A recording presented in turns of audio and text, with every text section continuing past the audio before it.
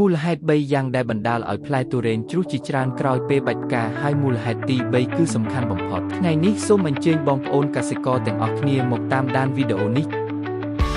បងប្អូនដឹងហើយថាក្រោយពេលចេញផ្កាគឺមានករណីខ្លះផ្កាច្រើនពេកផ្កាច្រើនណាស់ប៉ុន្តែក្រោយពេលចេញផ្កាហើយបងប្អូនឃើញថានៅក្រោមគល់វាជ្រុះច្រើនគួរសម្ដែង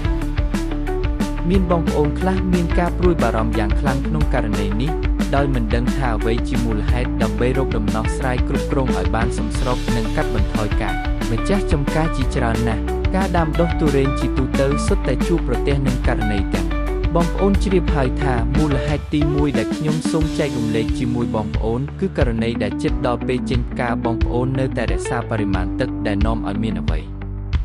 បរិមាណទឹកនៅក្នុងដើមតែងតែលើសកំណត់ឬមួយក៏នៅពេលជិតដល់ពេលចេញផ្កាបើជួបភ្លៀងធំទឹកភ្លៀងនឹងហូរចូលទៅក្នុងគល់ច្រើនណាស់ដែលធ្វើឲ្យដើមរុក្ខជាតិដឹកជញ្ជូនទឹកជាប់រហូតហើយបណ្ដាលឲ្យផ្ការុះរោយជាបន្តបន្ទាប់មូលហេតុទី1គឺការលើសទឹកណាបងប្អូនមូលហេតុទី2គឺ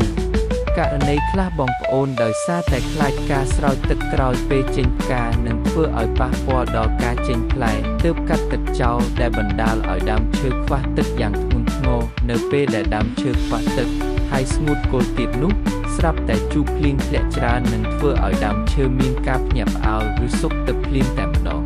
ឬមួយក៏បងប្អូនទុកឲ្យដើមស្ងួតទឹករួចស្រោចទឹកសង្កត់ភ្លាមដែលធ្វើឲ្យដើមឈើមានភាពតានតឹងរហូតដល់បណ្ដាលឲ្យជ្រុះទងឬជ្រុះផ្កាអស់ជាបន្តបន្ទាប់នោះគឺជាមូលហេតុទី2មូលហេតុទី3ហើយក៏ជាមូលហេតុសំខាន់បំផុតគឺដើមទុរេនចេញពន្លកថ្មីប្រសិនបើក្រោយពេលផ្កាជ្រុះអស់ហើយដើមទុរេនមិនចេញពន្លកថ្មីឬចេញពន្លកយឺតនោះលទ្ធភាពជាប់ផ្លែជាធម្មតានឹងខ្ពស់ជាងផ្ទុយទៅវិញប្រសិនបើដើមទុរេនចេញពន្លកថ្មីខ្លាំងទោះបីជាបានអនុវត្តវិធានការទប់ពន្លករួចហើយក៏ដោយសារធាតុចិញ្ចឹមនៅតែផ្ដល់អាទិភាពទៅចិញ្ចឹមពន្លកថ្មីជំនួសឲ្យការចិញ្ចឹមផ្កានិងផ្លែនៅពេលនោះដើមនឹងបោះចោលកញ្ចុំផ្លែនិងផ្លែខ្ចីដែលមិនមានសមត្ថភាពចិញ្ចឹមបន្តដោយស្វ័យប្រវត្តិដូច្នេះមុនពេលផ្កាជ្រុះអស់កសិករគួរគ្រប់គ្រងកុំឲ្យដើមចេញពន្លកថ្មីនិងជំរុញឲ្យស្លឹកឆាប់ចាស់ដើម្បីផ្ដោតសារធាតុចិញ្ចឹមទៅលើផ្កានិងផ្លែសូមចងចាំចំណុចសំខាន់3យ៉ាងស្រោចទឹកឲ្យសមស្របកុំឲ្យទឹកលើសកុំឲ្យដើមខ្វះទឹកឬរងការប្រែប្រួលទឹកភ្លៀងគ្រប់គ្រងការចេញពន្លកថ្មីឲ្យបានល្អ